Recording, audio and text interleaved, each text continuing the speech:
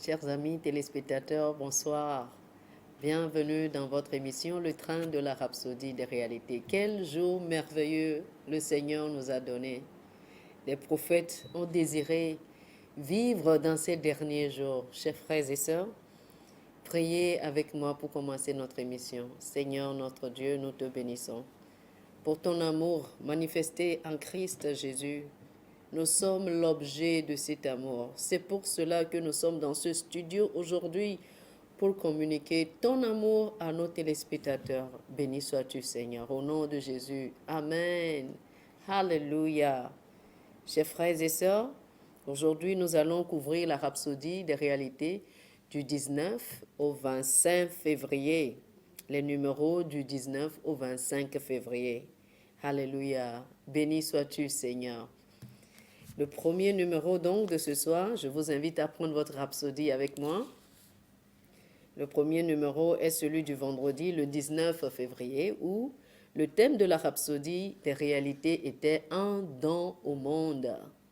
Un don au monde. L'écriture du jour était Tite, chapitre 1, les versets 2 et 3.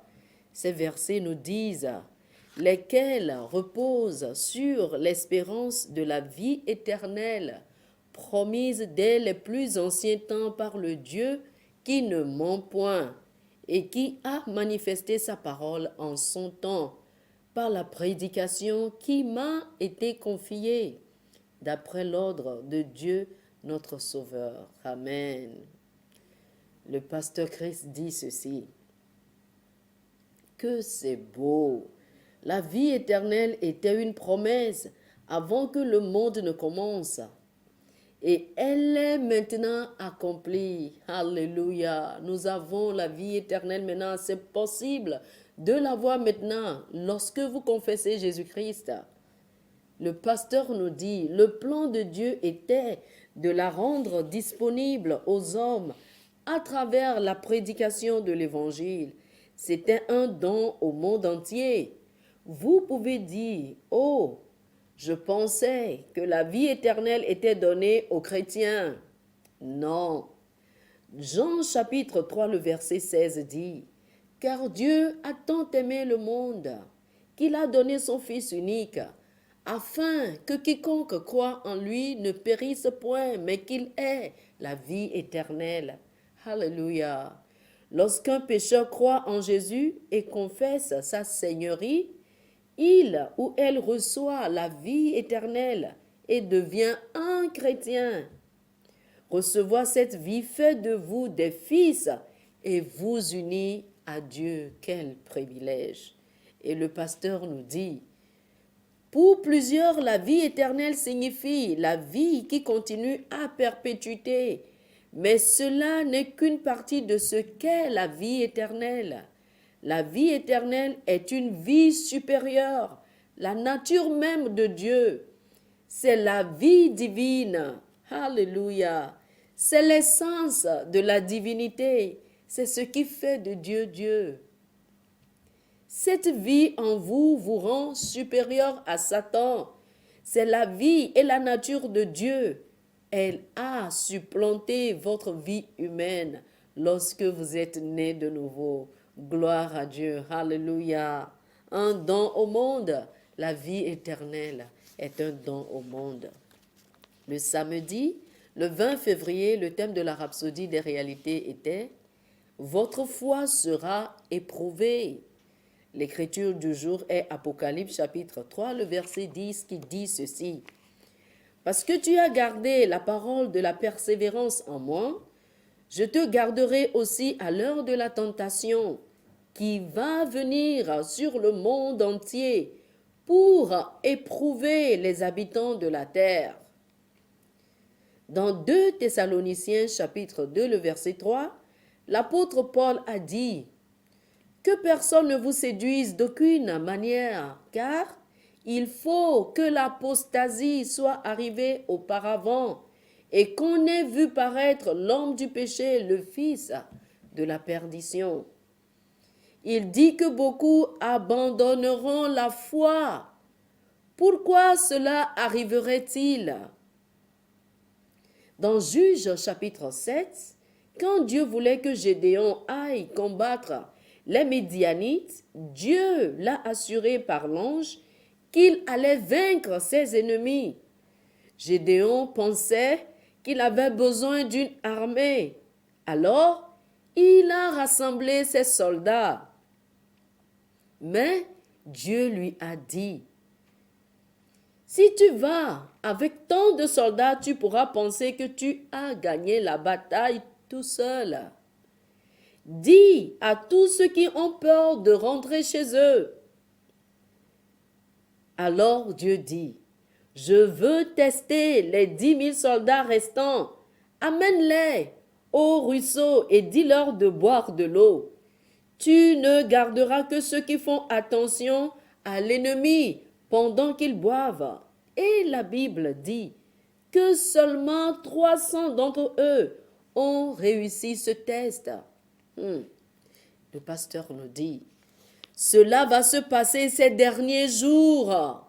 Une grande épreuve arrive et cela a déjà commencé parce que Dieu doit séparer ceux qui sont réels de ceux qui ne le sont pas, ceux qui n'ont jamais été sérieux avec Dieu. Si cela n'était pas sérieux, Jésus n'aurait pas besoin d'intervenir en faveur de l'église de Philadelphie, comme nous l'avons lu dans notre verset d'ouverture. Si votre foi en Christ est authentique, elle sera mise à l'épreuve. La Bible nous dit dans 1 Pierre chapitre 1, le verset 7, afin que l'épreuve de votre foi, plus précieuse que l'or périssable, qui cependant est éprouvé par le feu, ait pour résultat la louange, l'honneur et la gloire lorsque Jésus-Christ apparaîtra. Alléluia. Le pasteur conclut avec cette phrase, que Jésus-Christ et son royaume soient tout ce qui compte pour vous dans cette vie. Chers amis, nous vivons dans les derniers moments, que Jésus-Christ et sa parole et son royaume soient ce qui compte pour vous dans votre vie. Alléluia. Le jour qui a suivi, c'était le dimanche passé. Le dimanche, le 21 février, le thème de la rhapsodie des réalités était « Un pain et un corps ». Jean chapitre 6, le verset 31, c'était le verset d'ouverture qui dit « Nos pères ont mangé la manne dans le désert. Selon ce qui est écrit, il leur donna le pain du ciel à manger. Amen. » Dans notre verset d'ouverture, nous dit le pasteur, c'était le Seigneur Jésus qui s'adressait aux Juifs.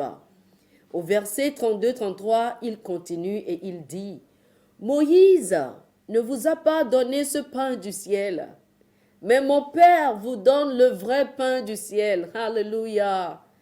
Car le pain de Dieu est celui qui descend du ciel et donne la vie au monde. Oh, alléluia. Ensuite, dans le 49e verset, il a encore insisté sur ce même point. Il a dit, « Vos pères ont mangé de la manne dans le désert et sont morts. C'est le pain qui descend du ciel, afin que celui qui en mange ne meure point. » Alléluia. Jésus est le pain vivant, le pain qui est descendu du ciel.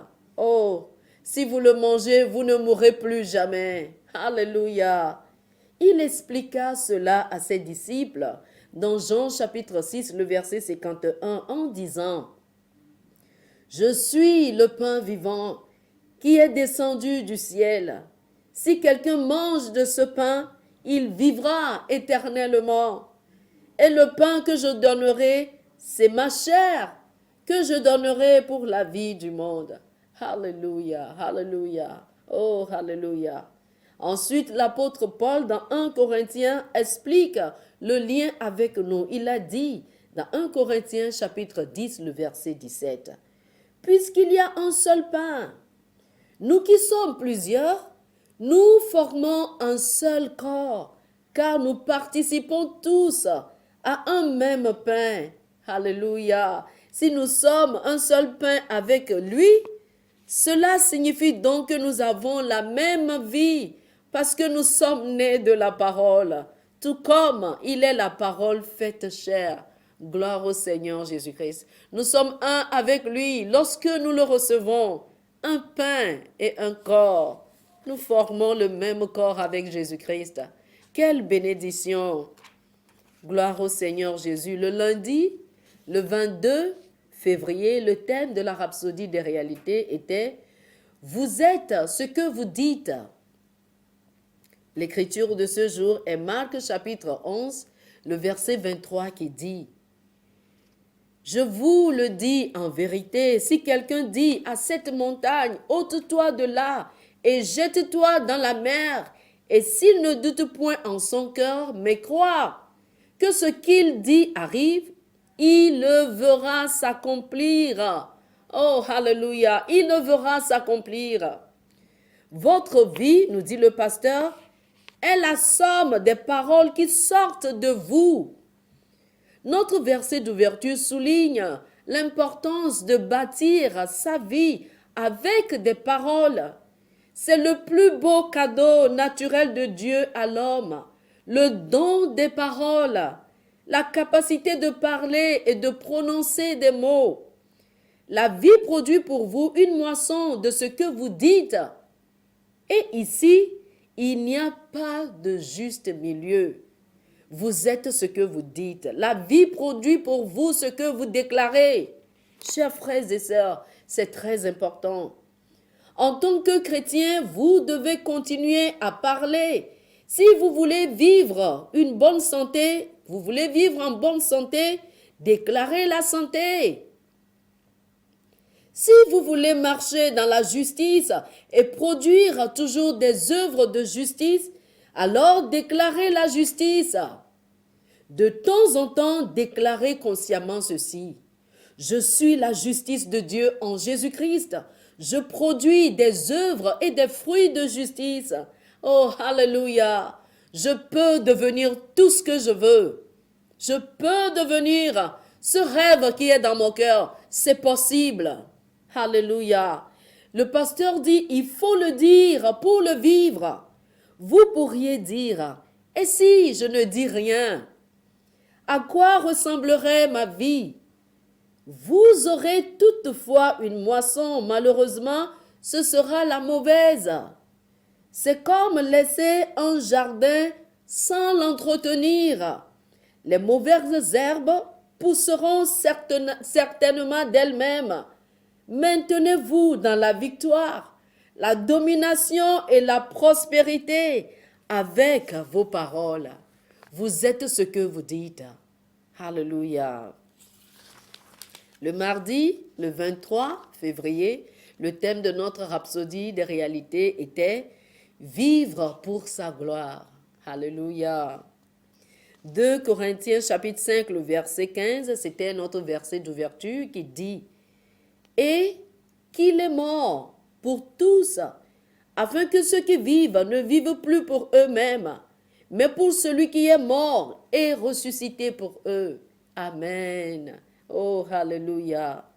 En ces derniers jours, il n'y a qu'une seule chose qui compte, c'est vivre pour le Seigneur. Oh, alléluia. Vivre pour sa gloire, vivre une vie qui a un sens. Jésus nous a montré l'exemple à suivre à ce propos. Dans Jean chapitre 17, le verset 4, il a dit « Je t'ai glorifié sur la terre, j'ai achevé l'œuvre que tu m'as donné à faire. » Cela devrait être aussi votre pensée. Glorifier le Père devrait être votre passion et le but pour lequel vous vivez. Comment glorifiez-vous le Père? C'est en faisant sa volonté. Alléluia. Faire ce qu'il vous a confié et terminer le travail. Avez-vous découvert son dessein pour votre vie? Quel est le dessein de Dieu pour votre vie? L'avez-vous découvert?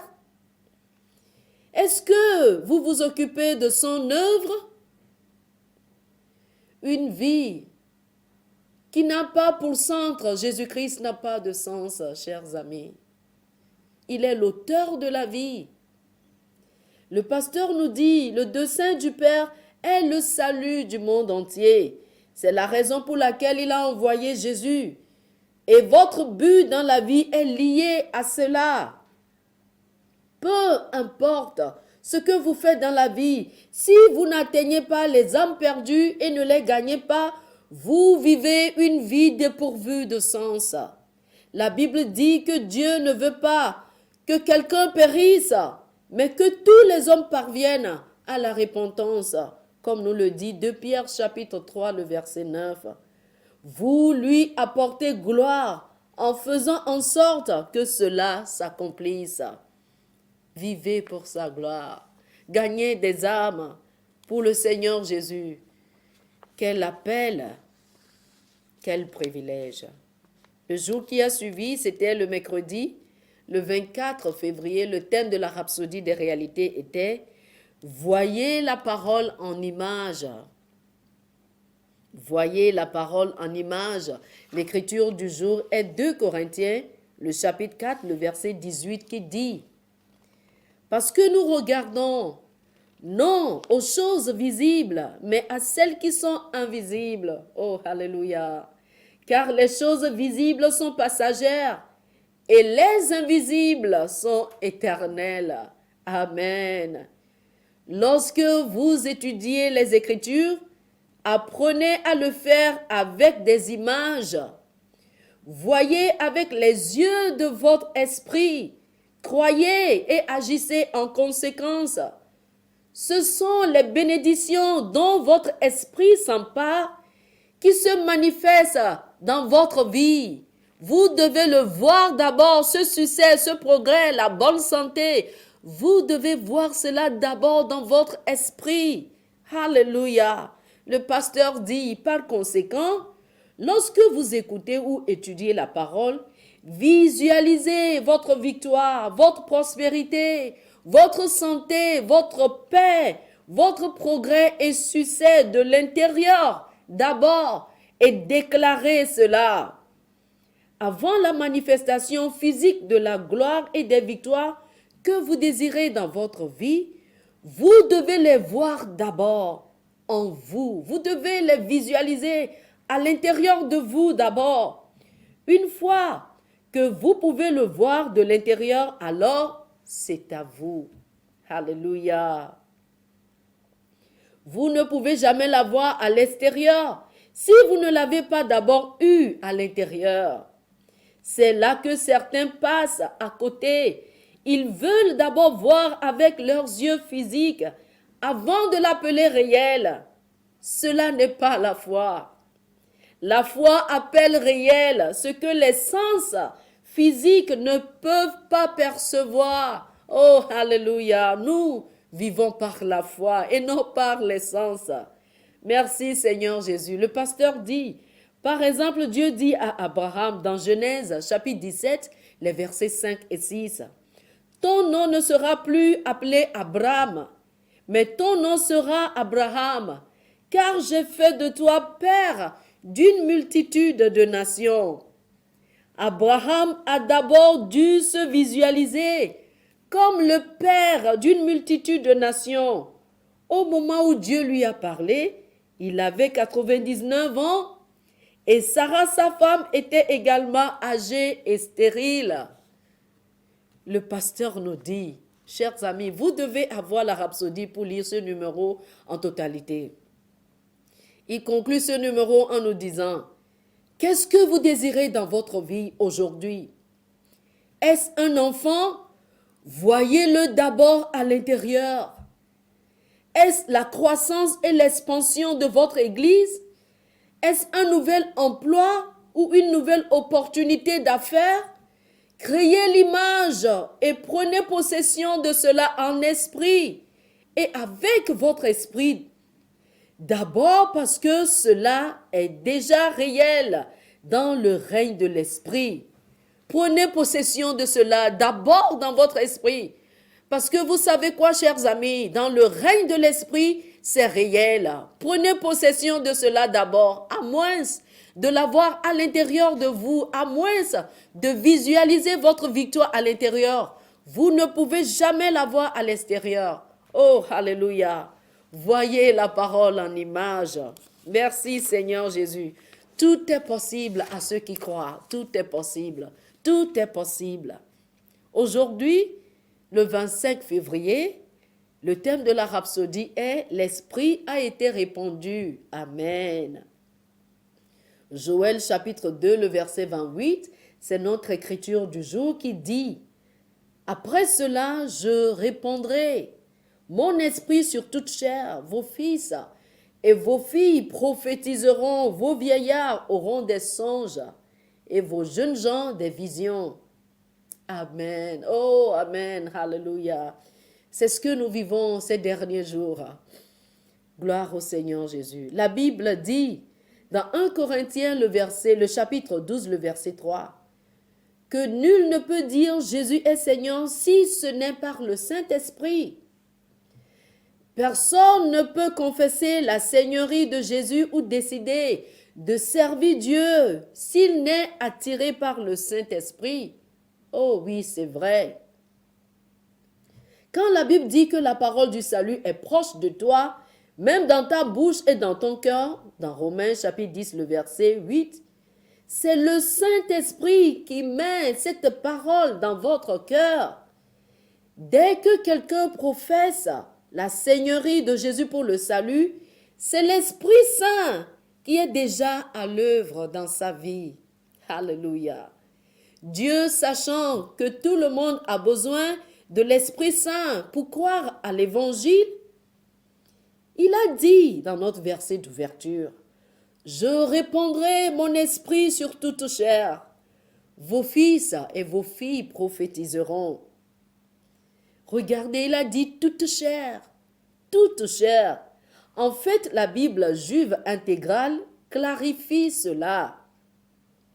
Elle dit ceci. Après cela, je répandrai mon esprit sur toute l'humanité. Vos fils et vos filles prophétiseront. Alléluia. L'Esprit de Dieu est répandu sur toute l'humanité. Le pasteur dit, donc toute chair dans la version Louis II veut dire toute l'humanité. L'Esprit de Dieu a été répandu sur toute l'humanité. C'est la raison pour laquelle aujourd'hui, quiconque peut entendre et recevoir l'Évangile. Dans Actes chapitre 2, la Bible dit qu'une grande foule est venue de différentes nations du monde pour célébrer la Pentecôte. Alors que Pierre leur prêchait l'Évangile, 3000 d'entre eux ont donné leur cœur à Christ. La prochaine fois que Pierre a rendu ministère, 5000 âmes furent converties. Vous lisez ceci dans Actes chapitre 4, le verset 4. Il n'a pas fallu beaucoup de temps. Il eut une multitude de croyants à Jérusalem. Pourquoi? Alléluia! Le Saint-Esprit avait été répandu sur tous les hommes, comme cela est promis dans Joël, chapitre 2, le verset 28. Oh, gloire à Dieu! Alléluia! Voilà pourquoi nous prêchons l'Évangile. Parce que nous savons que chaque personne a la capacité d'accepter la parole de Dieu. Le Saint-Esprit est partout dans le monde, œuvrant, convainquant le monde du péché et attirant les hommes à la justice. Oh, que Dieu soit loué à jamais. L'Esprit de Dieu a été répandu sur toute l'humanité. Vous pouvez donner votre vie à Jésus aujourd'hui. Alléluia. Prenez cette prière avec moi, s'il vous plaît. Je suis un partenaire de Dieu pour gagner le monde, son partenaire pour gagner des âmes. Quel honneur de prêcher l'Évangile à tous les hommes sur lesquels le Saint-Esprit a été répandu. Les cœurs des hommes et des femmes du monde entier sont prêts à recevoir l'Évangile aujourd'hui. Il atteint toutes les nations et toutes les créatures au nom de Jésus. Amen. Pour une étude approfondie, vous pouvez lire Marc chapitre 16, du verset 15 au verset 16, Jean chapitre 3, le verset 16 et 1 Corinthiens chapitre 9, le verset 16. Que le Seigneur vous bénisse. L'Esprit du Seigneur a été répandu. Vous pouvez recevoir Jésus-Christ aujourd'hui. Si vous écoutez sa voix, n'endurcissez pas votre cœur. Aujourd'hui, c'est le jour du salut. Faites cette prière avec moi. Oh, alléluia. Quelle bénédiction de recevoir Jésus-Christ. Dites ceci avec moi. Oh Dieu, je crois en Jésus. Je crois qu'il est venu sur la terre et qu'il est mort pour moi. Aujourd'hui, je reconnais son œuvre parfaite à la croix pour moi et je m'identifie à lui aujourd'hui.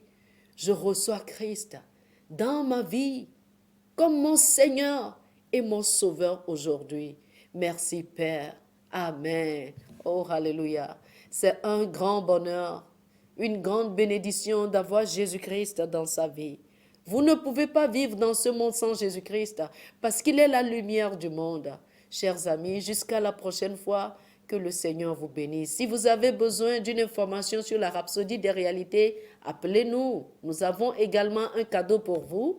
Si vous avez fait la prière de salut, nous avons un livre pour vous maintenant que vous êtes nés de nouveau.